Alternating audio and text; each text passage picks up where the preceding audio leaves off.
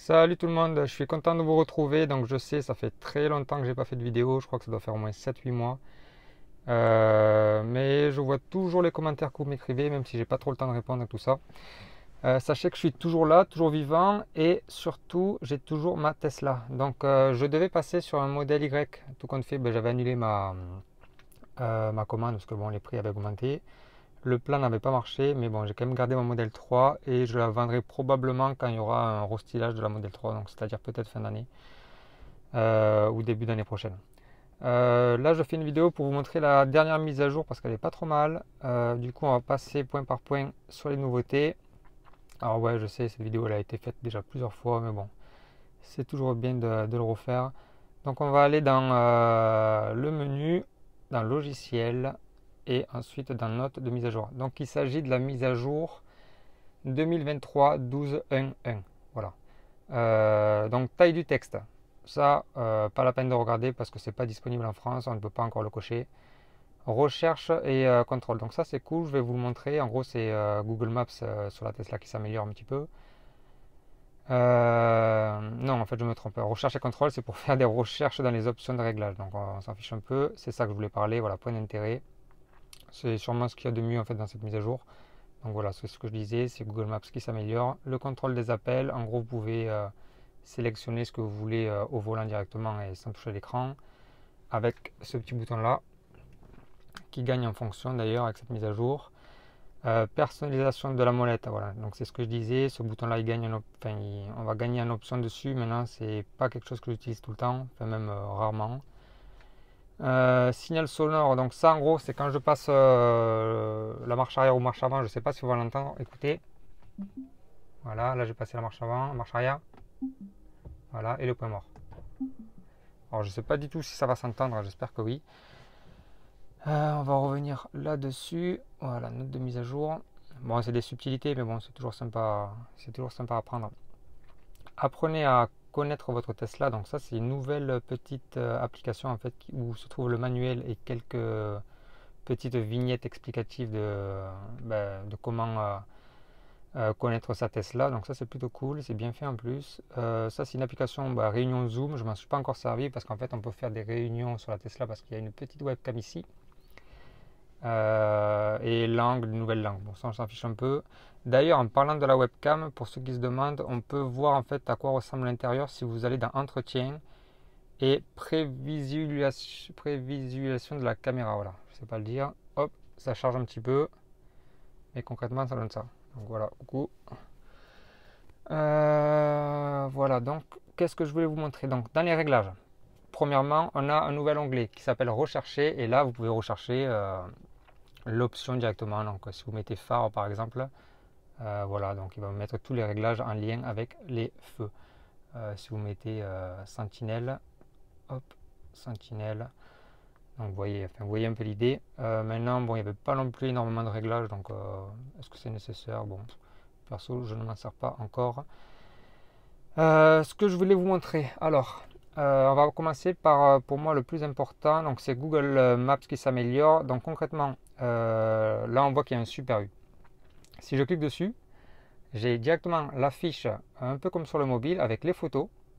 Alors ce qui est dommage, c'est qu'on ne peut pas agrandir les photos. Quand on clique dessus, ça ne se fait rien du tout. Et alors c'est ça qui est un peu dommage avec les mises à jour Tesla, c'est que ils font des choses bien, mais ils vont jamais jusqu'au bout en fait. Et c'est un peu chiant. Donc voilà. Donc concrètement, on a accès aux photos, à la navigation. On peut les appeler, on peut aller sur Internet. Donc si j'appuie sur le logo Internet, ça ouvre directement le site. Ça c'est plutôt cool.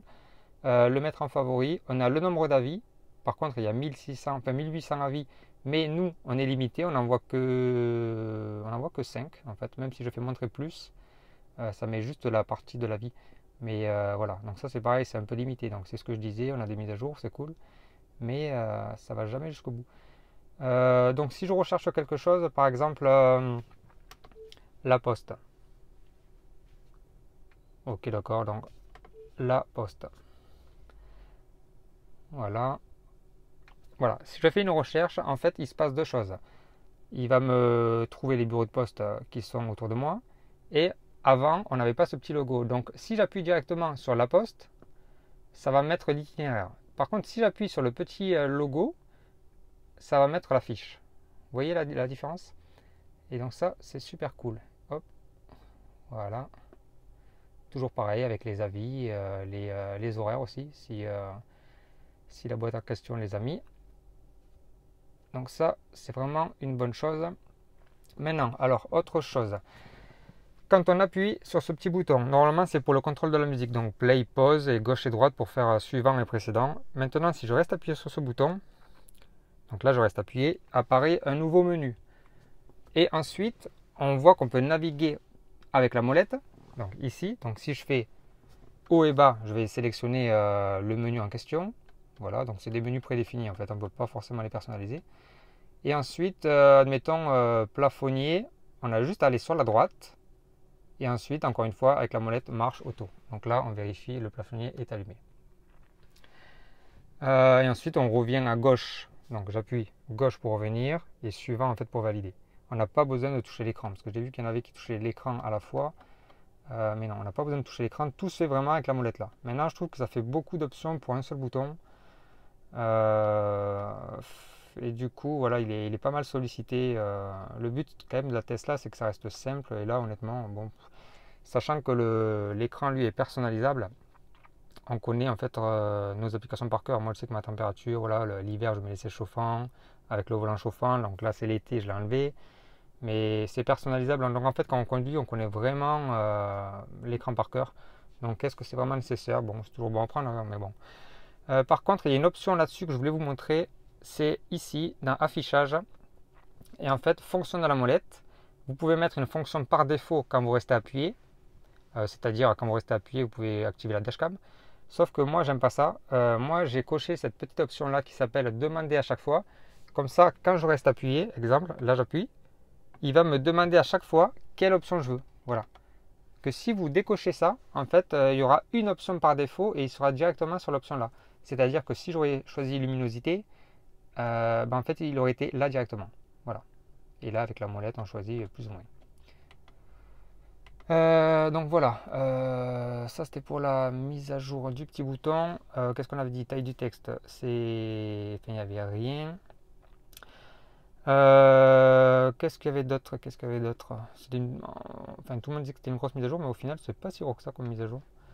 Point d'intérêt, contrôle des appels. Bon, ça, je vous fais pas la démo, vous avez compris un peu ce que c'était. Ouais, il y a la petite application là que je voulais vous montrer, donc c'est l'application manuelle.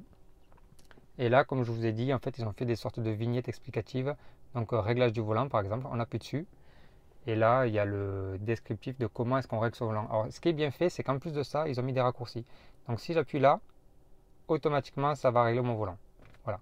Et ça, c'est vraiment cool. Réglage de siège, hop. Bon, voilà, vous irez voir par vous-même, mais c'est bien fait. Franchement, c'est bien fait. Pour ceux qui avaient des difficultés à paramétrer la Tesla, ben là, au moins, voilà.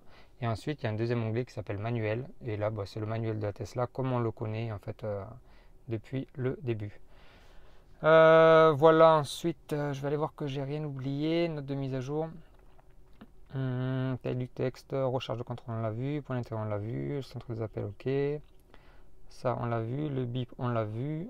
On a vu la réunion Zoom. Bon, je vous fais pas la démo parce que honnêtement, je m'en servirai peut-être jamais de ce truc-là.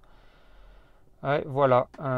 Sinon, vous me direz vous ce que vous en pensez. Et en ce qui me concerne, moi, la Tesla, elle a 1 an et j'arrive aux 80 000 km. Et du coup, je vais faire le bilan en fait des 80 000 km en Tesla, sachant qu'en plus je suis VTC, donc la voiture elle est mise à rude épreuve, étant donné que je prends beaucoup de personnes. Et voilà, donc pour ceux que ça intéresse, en fait, voilà ma consommation sur la totalité de mes kilomètres. Donc je suis à 137 Wh par kilomètre. Je crois que ça fait une autonomie réelle de 430, un truc comme ça, un petit peu plus l'été. Voilà, à recalculer, mais il me semble que c'est ça. Je vous dis à très vite. Je vous fais la vidéo des 80 000 dans les prochains jours. Et puis voilà, à plus, ciao ciao.